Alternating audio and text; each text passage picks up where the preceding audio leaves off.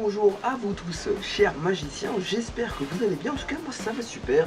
Et aujourd'hui on se retrouve pour un nouveau tour de magie, qui est l'un des premiers tours de magie que j'ai appris depuis que je suis tout petit, et qui est l'un des meilleurs que je puisse connaître sans gimmick, tout simplement.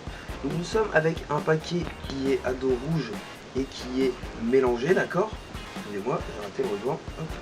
Il est totalement mélangé, je vous le montre comme ceci.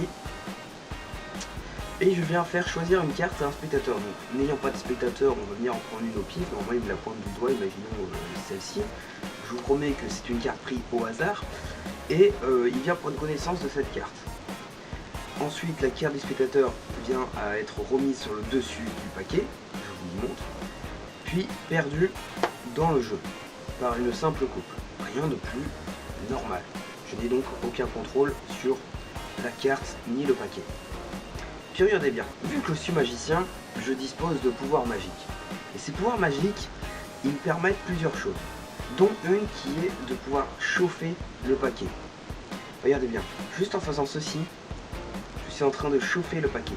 Plus particulièrement, la carte du spectateur est en train d'être chauffée et vient d'avoir une réaction chimique. Ça se constate très facilement puisqu'une carte bleue apparaît dans le paquet. Et vu que je ne suis pas un menteur et que je vais vous prouver que c'est bien la carte du spectateur, la seule carte à dos bleu qui a une réaction chimique dans le paquet, c'est la carte du spectateur. Le 4 de carreau devait être la carte du spectateur. Le 4 de carreau, on va quand même le garder pour plus tard. Je le mets de côté ici, il est visible et personne n'y touche. Je vais maintenant demander à un autre spectateur, mais bon, je n'ai toujours pas de spectateur, de venir me dire stop quand il veut. Donc, il vient me dire stop quand il veut, imaginons qu'il me dise stop ici. Il vient mémoriser la deuxième carte, enfin une nouvelle carte, qui ensuite est reperdue dans le jeu par une coupe, et cette fois-ci par un petit mélange, histoire de diversifier un peu le tour pour ne pas qu'il soit redondant. Et la même chose que tout à l'heure, je vais réutiliser mes pouvoirs magiques pour chauffer le paquet, ou même la carte du spectateur, la nouvelle carte. Je chauffe, j'ai un peu trop chauffé j'ai l'impression, parce que ouais, on peut voir que là il n'y a pas de carte bleue.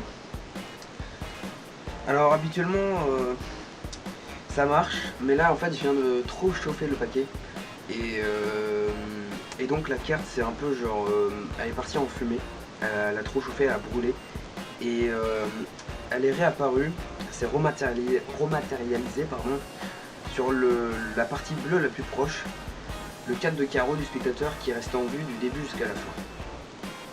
Et je suppose que maintenant le 4 de carreau est devenu le 7 de cœur, soit la deuxième carte du spectateur, je suppose. Voilà, c'est un très bon tour, vous cherchez Chicago Open Air ou Double Change Color, vous le retrouverez.